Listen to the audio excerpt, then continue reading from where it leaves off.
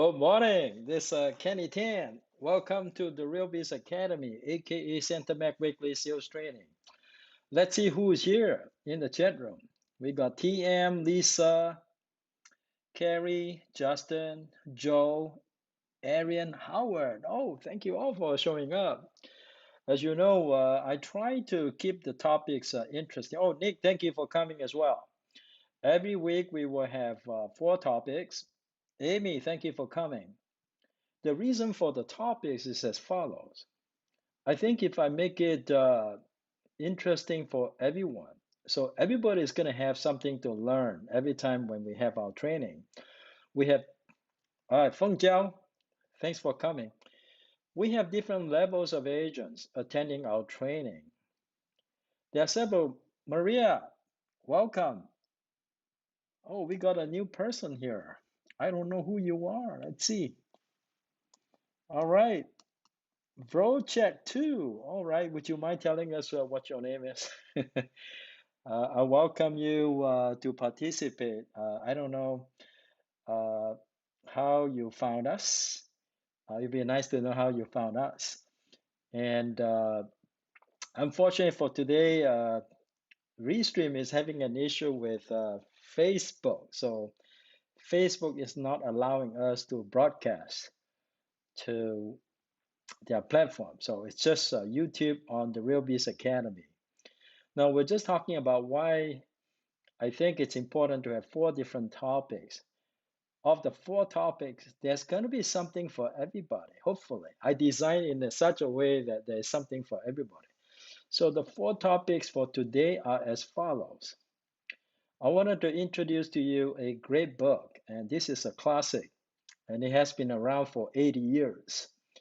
Much of the principles in that book, it's still very useful in today's society, and the name of that book is How to Win Friends and Influence People.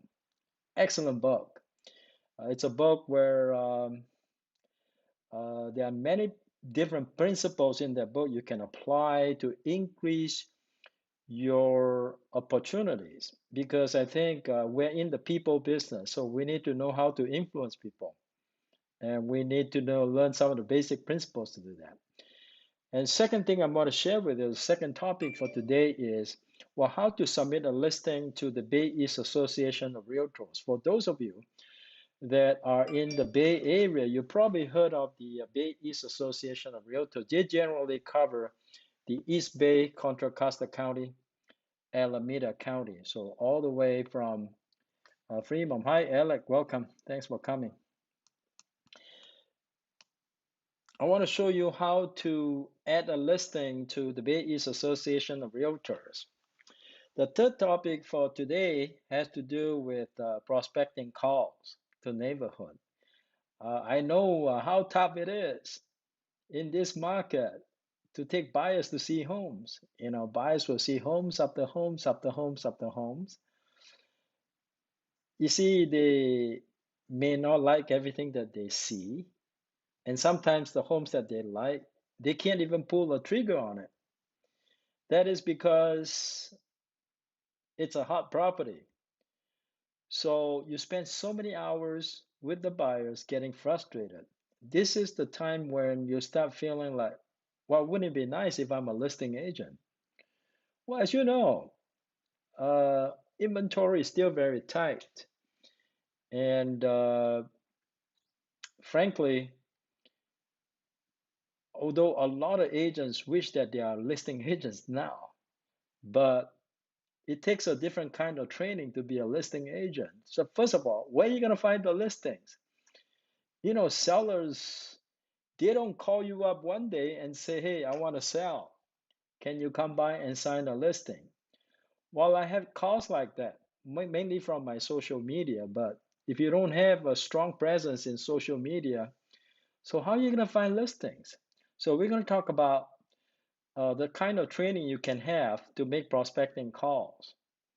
And I want to share with you how I do my prospecting calls, how I'm able to achieve success when I'm actually actively making prospecting calls. Okay, so that's the third thing that I want to share with you guys. The fourth thing I want to share with you today has to do with Lennar's waiting list policy or Lennar's waiting list rule.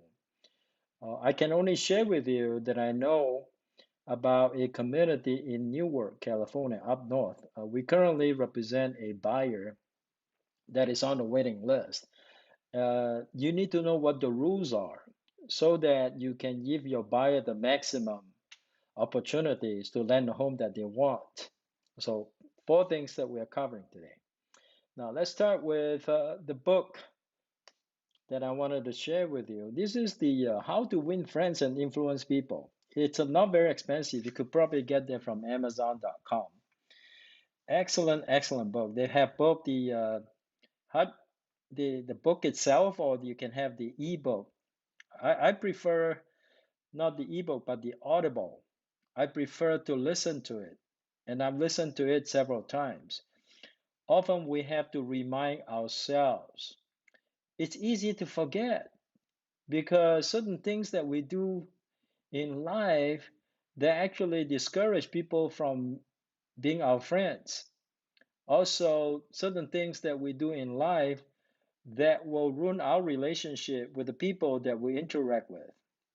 And one of the first principle that I'm going to share with you, and this is one, I'm just going to go through a chapter by chapter. Each week when we have our training, I will share with you a new principle. That way we can all learn about it. A few years ago, I think it was probably about, might have been 3 or 4 years ago, probably 3 years ago, we had a unique training in our Fremont office. That was when we are still, actually, that was probably back in 2000, might have been 2017 or 18, when we have our fresh course. Uh, those of you that are in Fremont, you know what I'm talking about.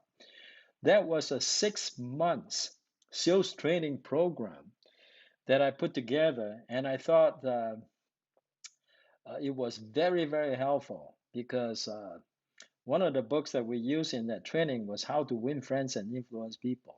So it was kind of like a book club thing where there'll be a reading assignment. We'll read a certain pages in the book, and every week we'll discuss what we read. And I thought that was a very important fundamental training for agents. Now, first principle we're going to talk about is don't criticize or condemn. I think we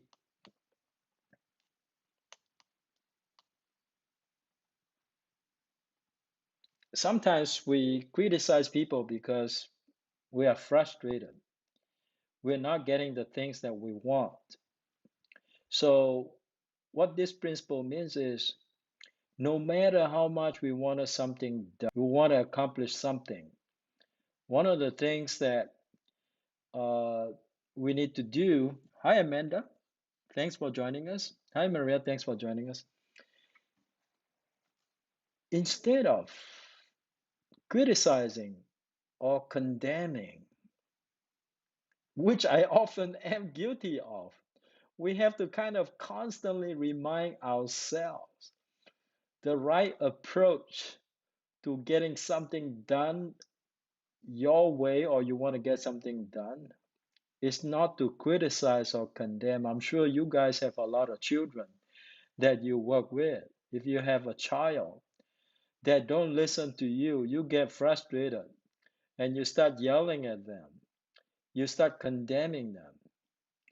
Uh, the book teaches you not to do that because when we start doing that, we're actually isolating ourselves from the very person that we want to be close with. So I would encourage you to buy this book and learn all the principles that you can learn in that book.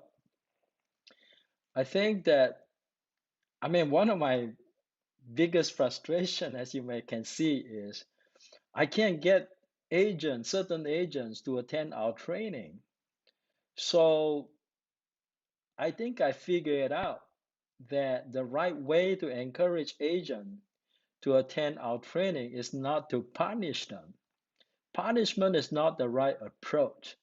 Rather, I need to come up with some kind of reward system, such as if they actively participate in my training or they actively involve themselves in our company activity, there will be benefits, and I will announce that sometime later.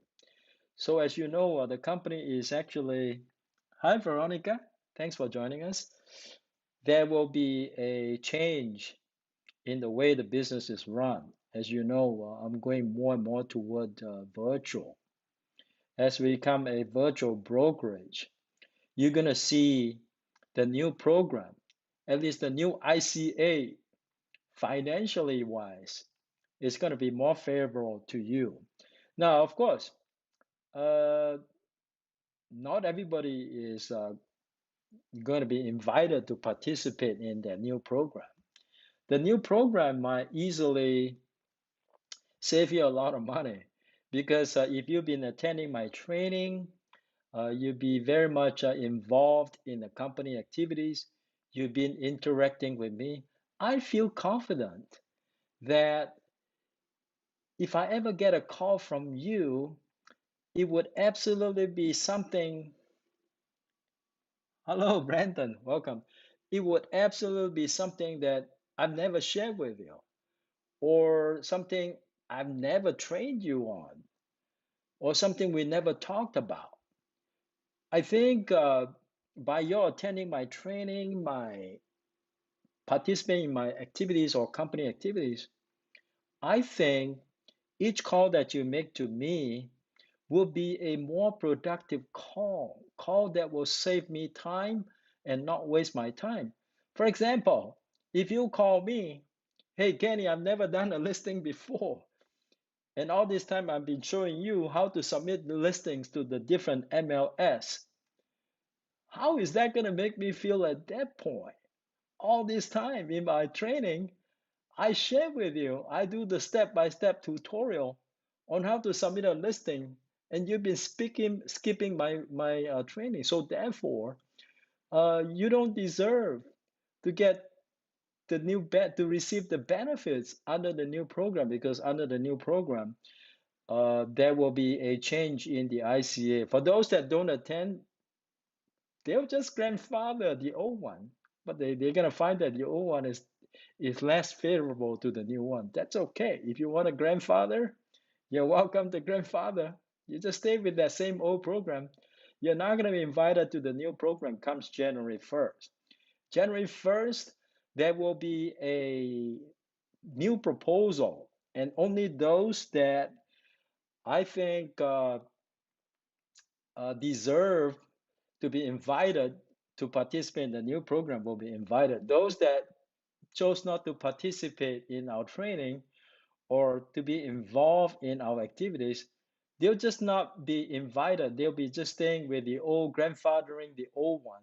I don't know which one is more favorable, but my hunch is the new one is definitely going to be more favorable. I mean, how would you like to pay only $500 flat fee per transaction to your broker? I'm sure a lot of people raise their hands at this point. Okay, 500 virtual means,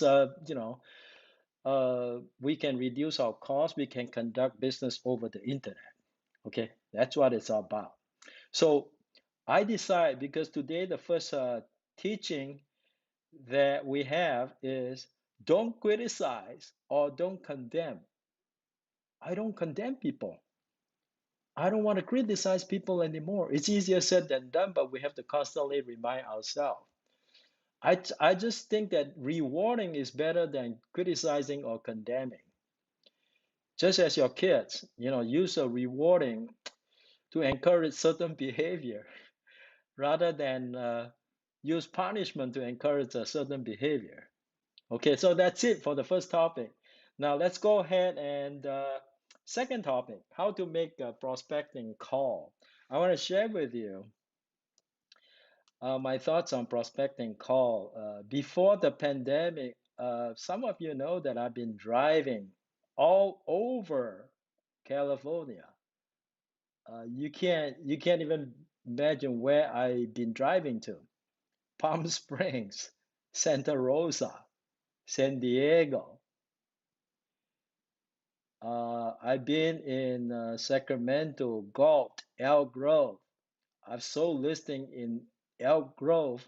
I sold listing in Galt. Okay, Manteca, all those areas. Merced. I've been to Merced. I have listing in Merced. Now I got those listings by calling the expired listings. But when the pandemic came, I know Andrew tried to make prospecting calls. I realized it was extremely, extremely tough for him. So I decided that this time around, I'm not going to make prospecting calls to expired listing owners or for sale by owner owners. I'm going to call the neighborhood calls. I'm going to start making the neighborhood calls. Now, let's look at some script that we can use. Let me go to my share screen mode. Here's a script that we can use. Let me share screen with you guys.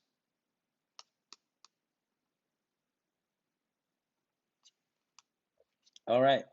I hope you can see my screen. If you can't see my screen, you could have to yell out. Okay. Any feedback? Can you see my screen? Hopefully you can. If you cannot, let me know. Okay. This is a Mike Ferry Just So script. When I started making prospecting calls, I used the Mike Ferry Just So script as a guide.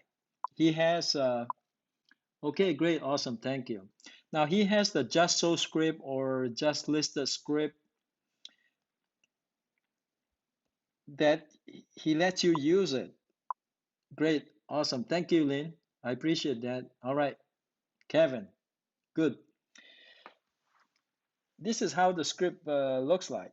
All right, and that's the script. You don't have to follow word for word. You just use it as a guide. Okay, let me see if I can put myself on the screen. That way you can see me talking to you. All right, let's see here. Okay, that's me talking to you down there. Okay, all right, so uh, it says, hi, this is blank with blank. Well, if you fill in the blank, you might say, hi, this is Kenny Tan with Santa Mac Realty. This is the part of the script I don't use. And I think I like my script better, and I'll explain that to you later on. And then it says, I or my company recently sold a home in your area over on, and then you give the street address. Okay. You can even use the just so script on a listing that wasn't sold by you. You can say something like, you can modify it. If you don't have a recently sold home, you can modify. You can say, hi, this is Kenny Tan with Santa Mac Realty. A home just recently sold in your neighborhood on whatever the street is. And then, hello, Judy. Thanks for coming. Long time no see. And it says it has how many bedrooms and how many baths, and it's sold for whatever the price is. Now let's analyze and find out which of this information is actually going to be helpful and which is not. I think, at least normally the way I make phone call is it will sound like this. I've tried different script before. Hello, hello, Maggie, welcome. Usually mine might sound like this, and I make the dial, and the guy picks up the call, and the guy might say hello, and then immediately when I open my mouth, I'll say, I'm calling about the home on, and then I provide the owner's home address. And the reason for that is, first of all, there are two ways to establish familiarity. You can establish familiarity using the person's name, or you can establish familiarity using the person's address. Both are possible, it depends on the individual. Some people like me, when I get a marketing call that start with, "Hey Kenny," or "Hi Kenny." Now, if that voice does not sound familiar to me, right away I know it's a marketing call. I immediately develop that reaction. I don't really want to talk to this guy. Uh, you know, of course, when the phone call comes in, hello Kathleen, good morning. When a phone call comes in, we want to screen the call. We have the urge to screen the call, but as a realtor, we are kind of limited by our ability to screen calls. The reason is we don't want to miss any important call. Sometimes in my effort to screen calls, I actually lost some opportunities because I screen calls. As real estate agent, we just can't. But an average homeowner may be able to screen calls, so they just don't pick up your phone. For example, you need to make sure that whatever your caller ID is, don't hide your caller ID. If you do, for example, I don't call phones that has no caller ID. I basically screen them all. So some people just screen the private caller ID calls. You miss out on those people, but that's okay. Some people will still pick up though. They don't know who's calling. But generally, if you have your friend or relative calling, they're not gonna hide their caller ID. So, but if it's just a phone number with your name on it, they don't know what the call is about. They may just pick up the call. Okay. But I would say though, if you call, you make the neighborhood call, you might dial 20 numbers. And if you're lucky, maybe I had my best success rate is probably 50%. I made 20 dials and 10 people picked up the phone. Okay. Usually my average is about 20 calls and maybe 5 people will pick up the call. So when they pick it up, my script sounds like this. I say, I'm calling about the home for sale on 123 Main Street. Is this the owner?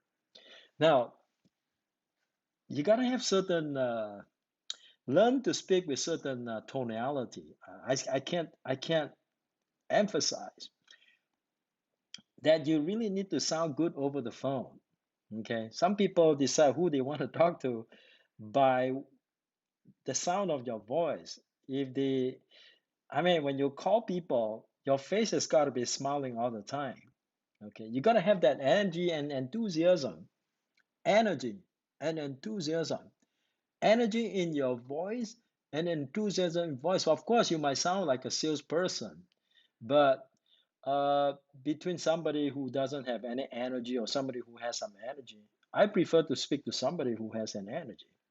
So I might say, I'm calling about the home for sale on 123 Main Street. Is this the owner? All right. Now, I start with that.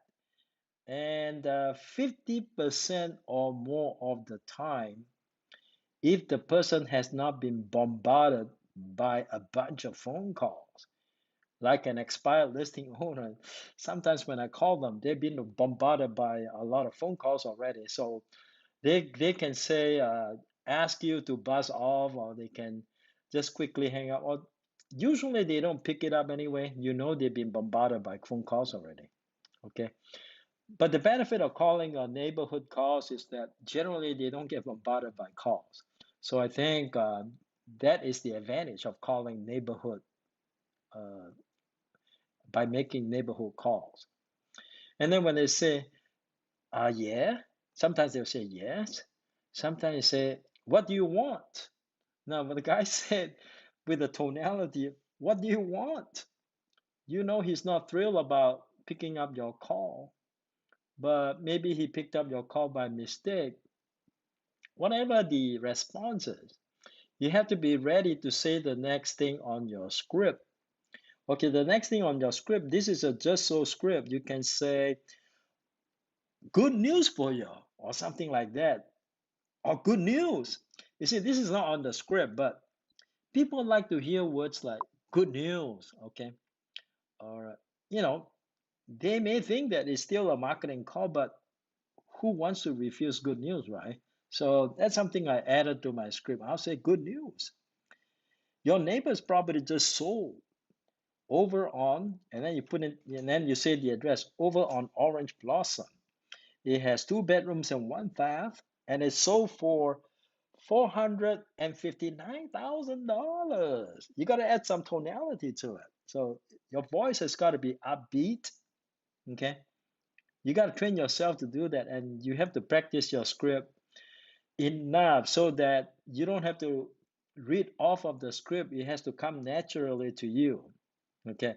Now, depending on how far you get with this person on the phone, and after you finish the last sentence, don't stop. You see the dot dot dot on the script? That is my very way of expressing that dot dot dot means I pause for a few seconds. You see, when you call people, if you don't have appropriate pauses, you're probably going to lose them. So you might go something like that, hi, or you might do something like, I'm calling about the home for sale on 123 Main Street. Your neighbor just sold his home, or good news. Or I say, okay, good news. Your neighbor just sold a home over on whatever the street name is. It has 2 bedrooms and 1 bath, and it's sold for an amazing price of $459,000. And then dot dot dot means you pause, right? Pause for a few seconds, and then you're gonna continue. Hello, Arena. Good to see you. And then it says, and then you're gonna continue with what's next on your script. You can design the script however you want to design it. You can do trial and error. You can experiment with different sentences. But when Mike Ferry designed the script, he took into account NLP. NLP, in case you don't know what it is, I'll share with you in the future. Those of you that have attended my training before in Fremont, I'm sure you guys know what an NLP is. Okay, NLP means psychologically, it is something that is hidden, that we feel a certain way based on what we hear. And the next on the script, it says, we know when somebody sells a home, usually 2 more homes sell right away. So I was wondering, and then you see the dot, dot, dot again. That means you have to kind of pause a little bit. You cannot just read the script without any pause because you're going to lose them. Okay. And then when you say, so I was wondering, dot, dot, dot, when do you plan on moving? Of course, most of the time you get an answer that the guy is not moving. So what? So what if you get a answer the guy is not moving? People don't move all the time. People move, after living in a house for several years. So what if you get I don't think so. Some people say never. Now, even if they say never, whatever the answer is, you always respond with a positive response. Just say, when do you plan on moving? And the guy say, never. You want to follow up with a positive response. Terrific, terrific, terrific. Okay, terrific is like a gap filler. Okay, the guy said never. What do you say? You say, oh, I'm sorry for calling. You don't say something like that. Don't feel sorry for calling people. Don't feel sorry at all because you are trying to do the guy a favor. Because if he's looking to move and you think you can help him get his property sold for a good price and in a least amount of time, you are calling to deliver a advantage to this person. So why do you feel sorry about making this call? Don't feel sorry about that. And then you will go through the rest of the script. Okay.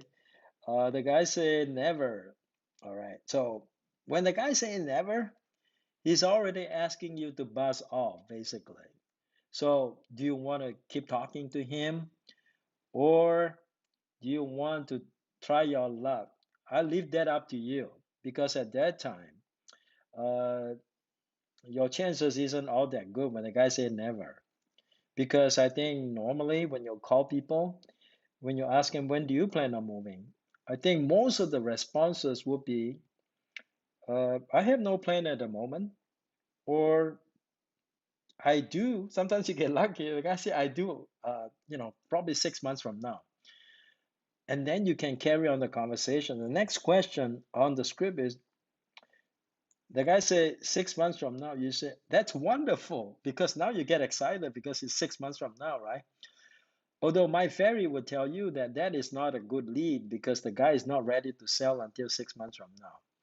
I would say though, I have been lucky before. One time I was talking to a prospect. It was a cancel listing, but I talked to the owner, and we had such a great conversation that at the end of the conversation, he said, "Well, Kenny, you sound really nice on the phone. May I keep your number so in case next time I want to sell my home, I know who to call."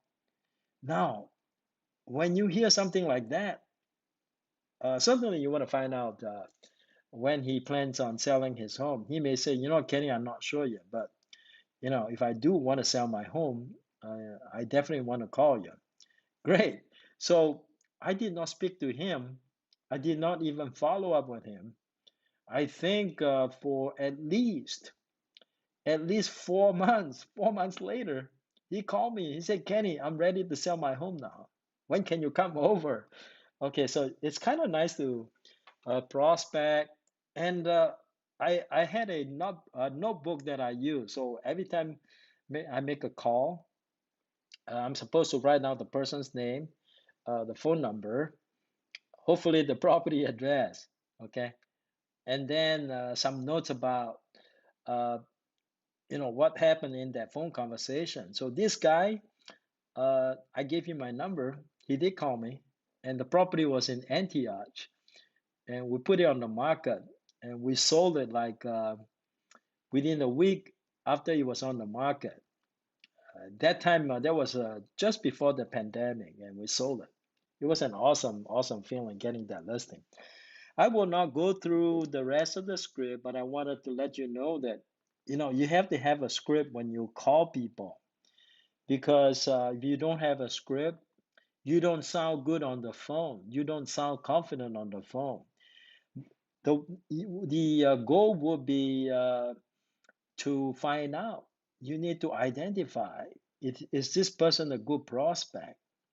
If you're making a neighborhood calls to the area that you want to farm, you might as well begin to establish some familiarities just so that people remember you. Just as we establish familiarity in the social media, people remember you. So when they're ready to buy or then when they're ready to sell, hopefully you're the first person they call. So uh, making neighborhood calls is the least on the priority, on my priority when I started making prospecting call because the conversion it's not great because few people want to sell their home. So most of the time, it's best that you just farm a certain area. You call them every so a couple of months. You call and say, "Hey, I remember speaking to you, George. How's things going? Are you staying safe from the pandemic?" Start having conversation. If the guy doesn't want to talk to you, because sometimes when you call, the time wasn't right. So when the guy is traveling or commuting to work, honestly, if the guy is in the car and he's able to talk to you through hands-free, by all means talk to the person because you can actually establish a relationship. When the guy is not doing anything, he's sitting in the car on the way to his destination. Okay. Uh, so take good notes, remember who you talked to and how the conversation ended, because that's how you farm an area. I would combine it. If you want to farm an area, make the prospecting call, establish some relationships, and then send them postcards to remind them that hey, I'm the specialist in this area. I found this area, so you are in my area. So anytime you need real estate services, feel free to give me a call. Okay. Now we'll talk about what you need to have on the postcard later on. That's for another day's training. But making prospecting calls, I'll tell you what the cost is. You can buy leads, buy phone numbers. I've used Red X and I've used Arch Agent. These are the two main supplier of phone numbers that you can use for making your prospecting calls. I tend to like Arch Agent better because I know they update their database, so you're not calling wrong number all the time. See, it's no fun calling wrong number, although I've been lucky before. I've called wrong number and I got a listing before. So, I mean, any phone call can result in an opportunity. You never know. Okay. I want to share with you, and this is actually true. I want to share with you so you know any phone call can result in a listing. Now, I call a what I thought was a cancel listing or expired listing. In fact, the homeowner did not even know his property, her property was listed. I think the agent just did it without her permission. So when I called her, she was surprised. I didn't know my property was in the market. And then I said, yeah, I called this number because it wasn't a cancel listing. And then she said, well, why don't you call my ex-husband? So I called up the ex-husband. Ex-husband was she was complaining. He was complaining to me about the wife's current agent, how she misled her and everything. So the ex-agent was actually managing the property at that time, and somehow during the conversation, and that was a listing that I got even without doing a formal listing presentation. I just called and then she said, call my ex-husband. So she gave me the ex-husband. I called him. He said, hey, Kenny, can you sell it for this price? And then I said, well, I'm not sure, Cam. And he said, well, if you can sell it for this price, I'm interested in selling it. At that time, I said, well, Cam, I really need to go buy the property, go inside and take a look. At that time, Michael was still with the company, so Michael and I we drove to San Jose. It was a single family residence. I tell you, when I walked into the house, oh my God, I felt like walking out. I really did not feel like taking this listing. But at that time, my desire was very, very strong. I was more interested in getting a lot of listings. So I decided that, hey, you know what the heck, I'm gonna sign the listing anyway. So I got the listing signed, and then of course the pandemic came. The property was actually sold during the pandemic, and we did nearly 6 months of open houses. Could not find the right buyer for it, and I was really lucky because after the listing expired, a buyer showed up. He called me, and he didn't have an agent, so I was able to work out something that benefit both the buyer and the seller because the buyer wanted the house because he wanted to run it for his business, and I double-ended the deal. But I gave the guy, I think like $10,000 buyer's rebate. But because I was able to double-end it, the total commission was about 45,000. After paying the rebate, I still had 35,000. You had no idea. Normally, I don't take that kind of listing because the house was in a pretty bad shape. But lucky, I sold that one. And then 4 months later, she called me up, say, Kenny, I'm thinking of selling my house in San Carlos. Oh my God, that's in San Carlos. You know how expensive the house is in San Carlos. It was a $2.4 million listing. The one in San Jose was 900,000. Okay, close that one. It was not an easy one, so she was very much appreciative. And the San Carlos one, as and now, was another challenging one because she was in her retirement age. She did not have the money to make improvement to the house. So I sold the one in St. Carlos, and it was 5% as well, but I had to split it with the buyer's agent. So the story is that if you make the calls, it doesn't matter who's on the other side picking up the call. The opportunities are there for you to create for yourself. You see, you got to learn how to create opportunities for yourself. Okay. I bet if I start making neighborhood calls again, I'm gonna start get. I'll be getting some listing real soon, especially in Irvine. Irvine is going to be my new area now. So I just subscribed to. I want to show you my subscription so you know what it looks like. Okay, Arch Agent. I told you about Arch Agent earlier. Now the neighborhood data. They have two types of neighborhood data. They have the. Let me see here. Are we still on share screen mode? I think we are. Okay, that's good. Now on Arch Agent's portal, you you go into neighborhood data. They have two types. They have the regular, which is the cheaper one, and that's only $29. Okay. You guys have to say something from time to time. That way I know you're still with me. Otherwise, I think I lose connection already. Okay. Now, the cheaper one is $29. The more expensive one is $99. If you ask for my opinion, which one you should pick, if you don't make a lot of phone calls, if your time is limited, don't go for the expensive one. Go for the inexpensive one, the $29. Now, what's the difference between the two?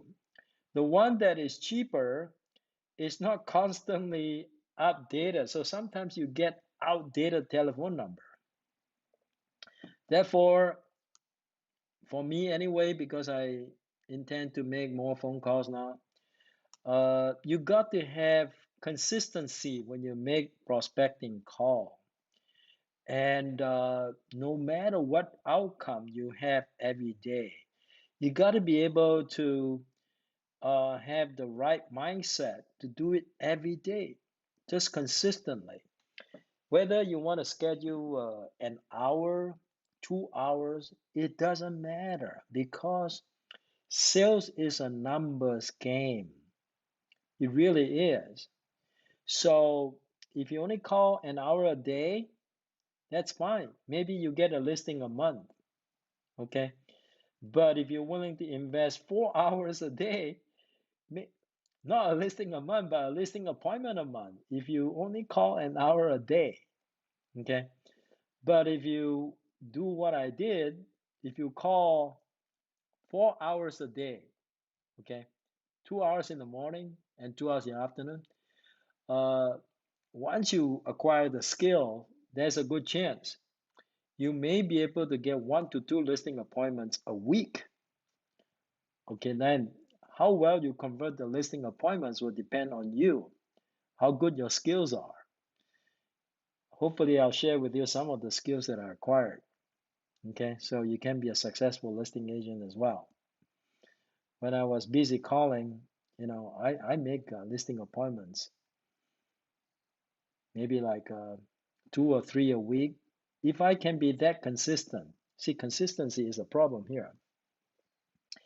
So, for example, if I want to search certain phone number, you see on the right hand side where you see the symbol here,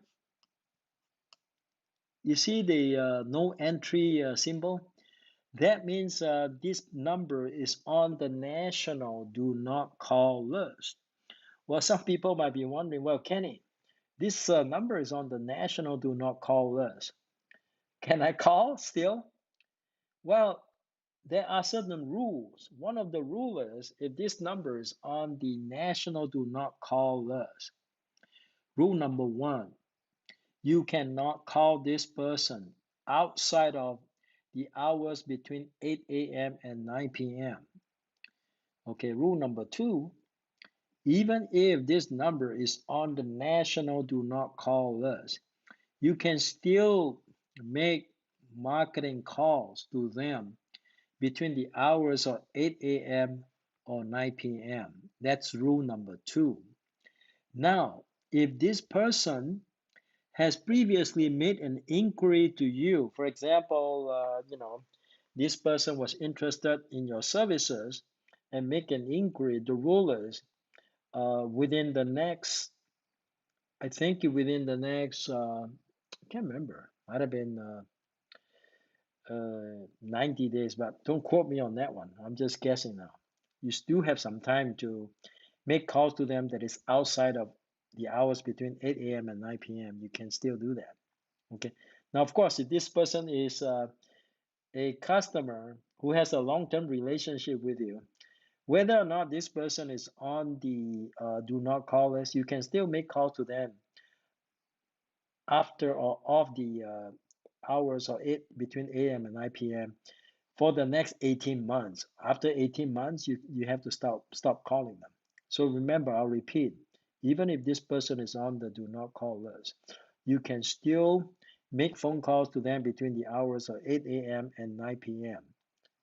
However, there's an exception. If you make calls to them between the hours of 8 a.m. and 9 p.m., and you're able to make connection, the minute they say, I don't want you call me anymore, please put me on your do not call list. You have to honor that request. Once that request is made, you have to strike this person's name from your calling list. So you're not violating the national do not call list. Okay? All right? No problem, Hannah. Just as long as you're here. Okay? All right. So, LG. Hey, I take it LG is Lily Garapova. Next time identify yourself so I know who you are. Okay. Now, so $29 is for people who want to give it a try. Now, they do have a 14-day free trial. Whatever program you sign up for. Oh, Libby Gong. Oh, I see, I see. I thought you were. I'm so sorry, Libby.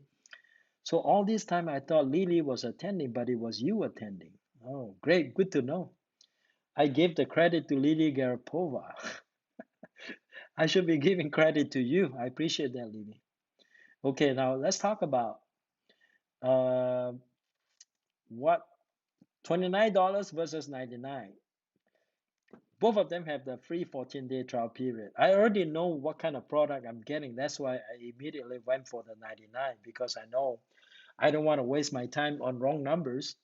Therefore, I always go for the best with the Arch Agent.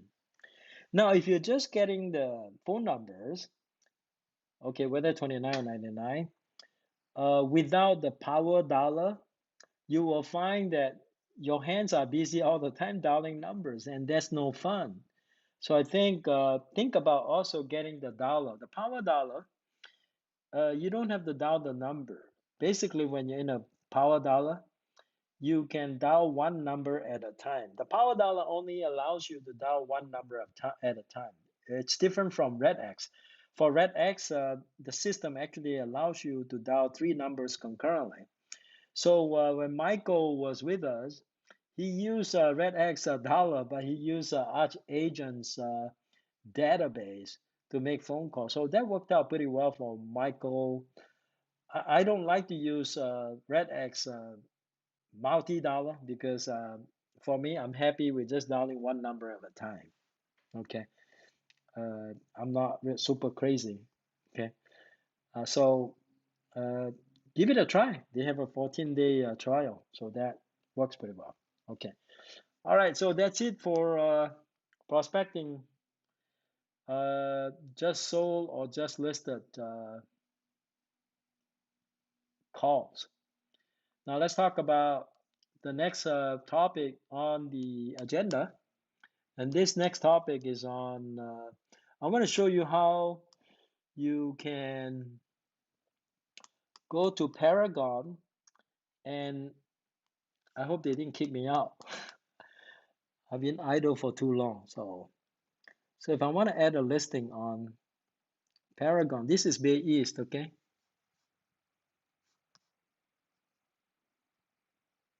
Let me go ahead and sign out and sign in.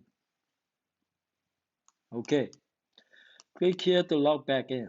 Okay, log back in. All right.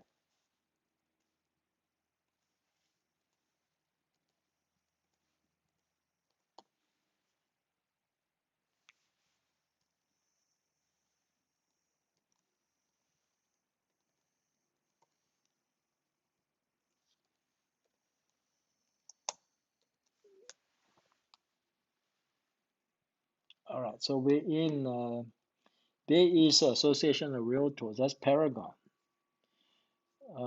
When I was driving all over California, I know many different MLS systems. Bay East is just one of them. Okay, so I can share with you.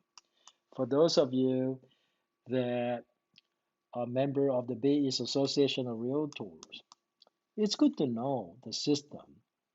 For listing, if I want to add a listing, I just come onto this page to add a listing. First of all, it'll take you here because you're supposed to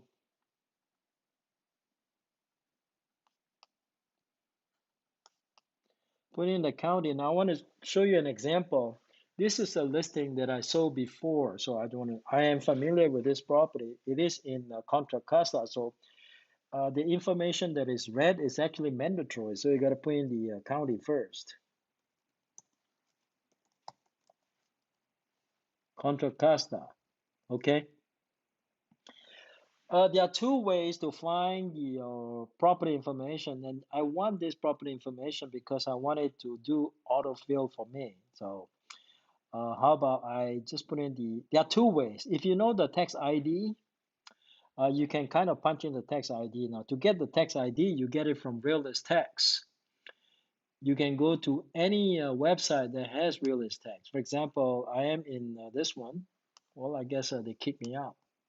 Okay, they kicked me out already. So, but for those of you that know how to get it from Realist Tax, the tax ID number.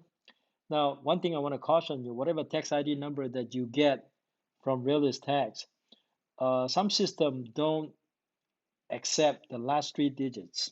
So you have to omit or delete the dash and the last three digit and input your tax ID here. And then you do the search using the tax ID. That's one way to search. Another way to search would be to put in the street address. It's probably easier to just use the street address. So this is 2126 Shoshone.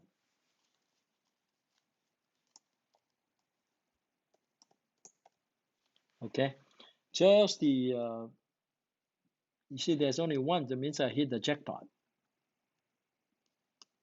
Okay. You click search, and then you verify the address 2126 Shoshone, right?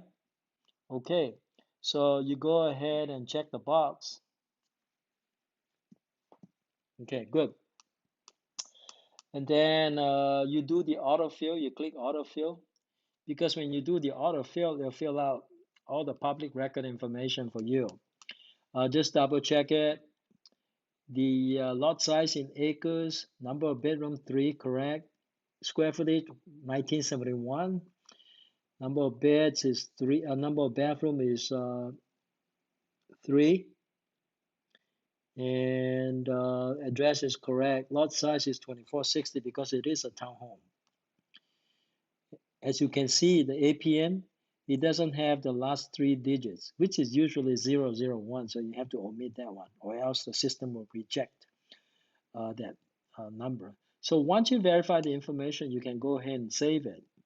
Okay. Now, once it is saved, you can come in here, status.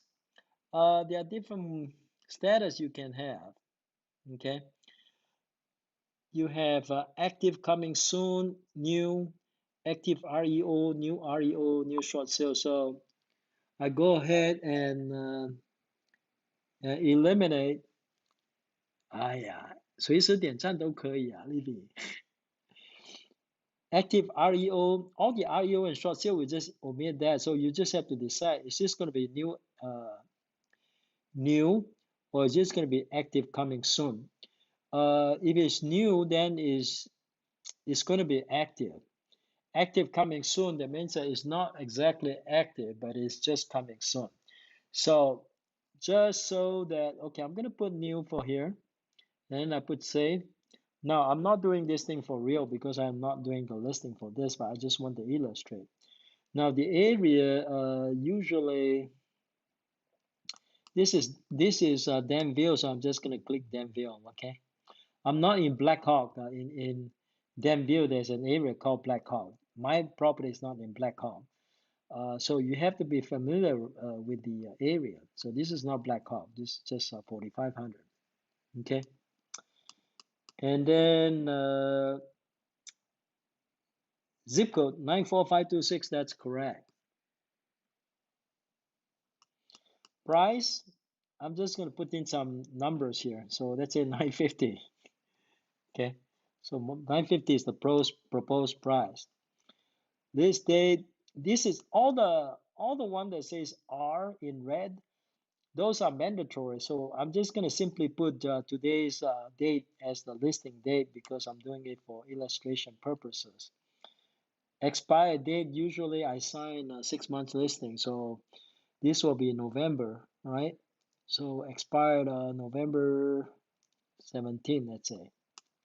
Building type, this is a townhouse or condominium. Let's see what choices you have. You got condo, detached, duet, floating, loft, mobile home, mobile, manufactured, patio home, townhouse. Now, it is important whether you pick townhouse or condo because it will make a difference. If you make the wrong choice, people might not find your listing or the right buyer might not find your listing. So because it is a townhouse, it's better you put townhouse. Okay, instead of putting condo, put townhouse here. Save it. Special information, it's a mandatory information. Usually it's none. Okay. If it's none, you still have to say none though. Because if you don't say none, let's see what happens. If you don't say none, you're gonna get an error message. So I don't have special information. But if you have special information, for example, is it an REO or special terms are you indicated here. Listing type indicate exclusive right to sell. So this will be exclusive right. So go ahead and check that. Listing service, and I think this will be full service. The difference between townhouse and condo. So Libby has a question. What the difference between townhouse and condo? I'll tell you what the difference is. From the legal point of view, the the associate the association owns everything. I don't believe the homeowner owns the land. Although even though the homeowner does feel like they own the land, but I think the legal papers will show for townhouse and condo, association owns everything. All you own is just a space inside your structure. Okay, but for listing purposes, it makes a difference between choosing whether condo or townhouse. Because if you put it down as townhouse, buyers like townhouse because there's nobody below them, and usually there's nobody above them. Yeah, it's true. Townhouse means nobody below you or nobody above you. Condo, you may have somebody above you, or you could have somebody below you. Even if you get lucky, you're on the first floor, you have nobody below you, but you may still have somebody above you. That's the disadvantage of a condo. Okay. Now, listing service, I always use full service because I usually sign full service. Okay. Dual variable means that sometimes the seller wants to negotiate with you to have a discounted price if you represent the discounted commission if you represent both the buyer and the seller. That's called dual variable. If I don't have it, most of the time I don't have it unless the seller makes a request and I have to accommodate the request. Okay. Now dual variable, the answer will be no, so I pick no on this one. Okay. HOA, of course, I have to indicate this one does have HOA. So I say yes on this one. Okay. Comp to selling agent, how much am I paying the buyer's agent? So I put 2.5 because that was how much I was paying them. Comp type is just percentage, so I put down percentage. Okay.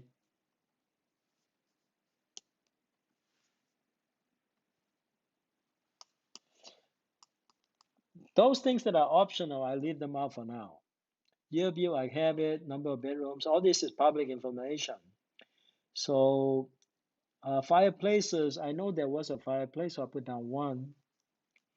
Garage spaces, I got 2 garage spaces, so I put down 2. Square footage is filled in by the autofill already. I don't have to do anything about that.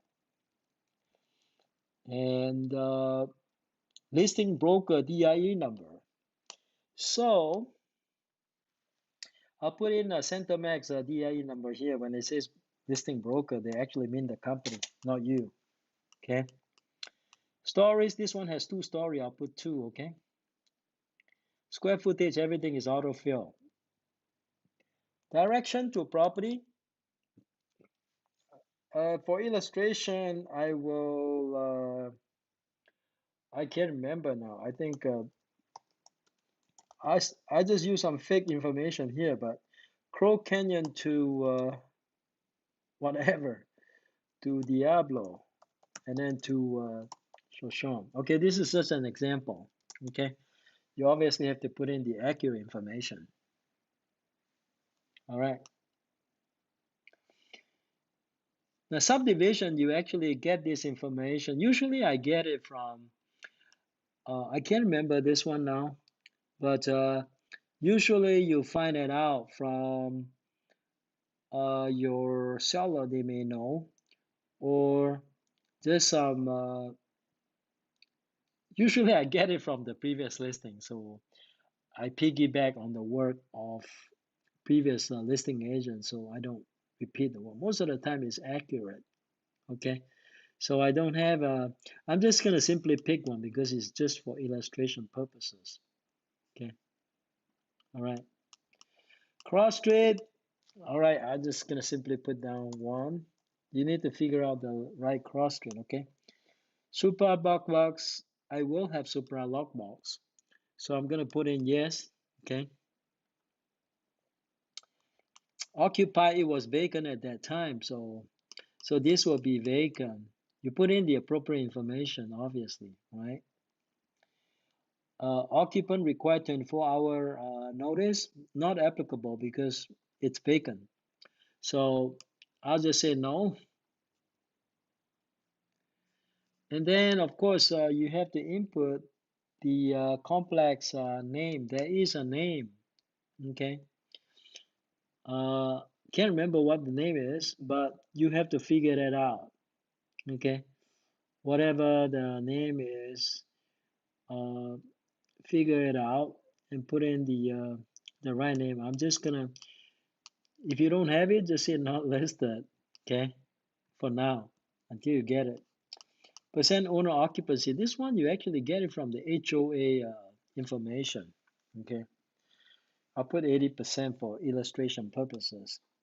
Units in complex, can't remember, but find it out from the HOA 160. Find it out before you list it. Floor unit is on, let's see,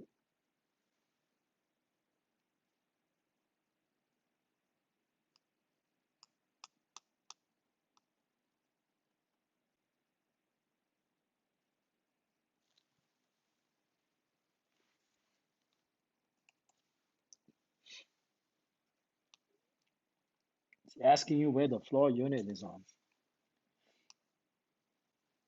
Homeowner's name, you put in whatever the homeowner's name is. Since I'm just fooling around, showing you how to use the system, I'm not using actual name.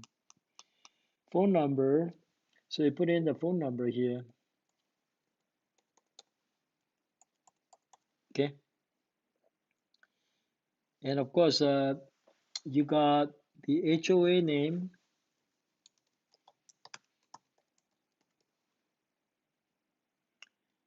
and then the phone number.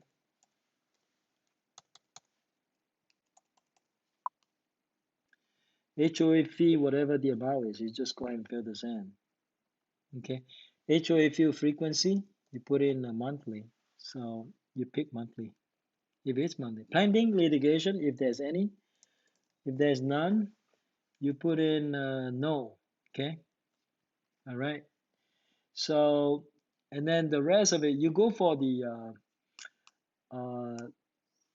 red one first because you want to get it on the MLS as soon as possible, depending on how much time you have. So I'll put in no for now, right? Okay.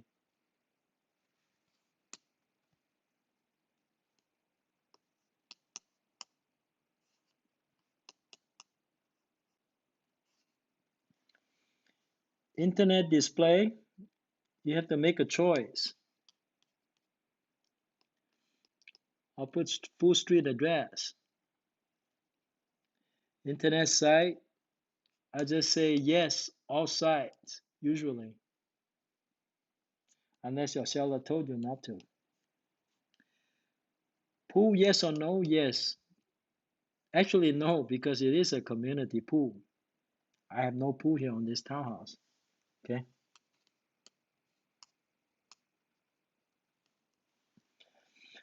So the rest of it, I'm not going to have time to show you, but so essentially, you're going to fill out the rest of the pages.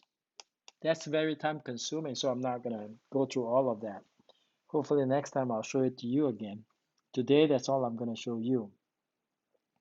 And the next thing you're going to do, you're going to click save. Okay. Save, there are two types because you have not finished yet, so you save partial listing. The only time you save for full listing is if you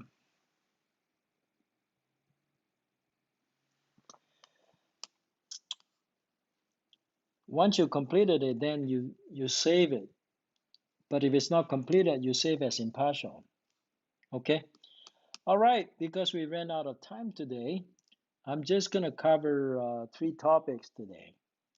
Uh, I think I covered three topics. That's plenty already.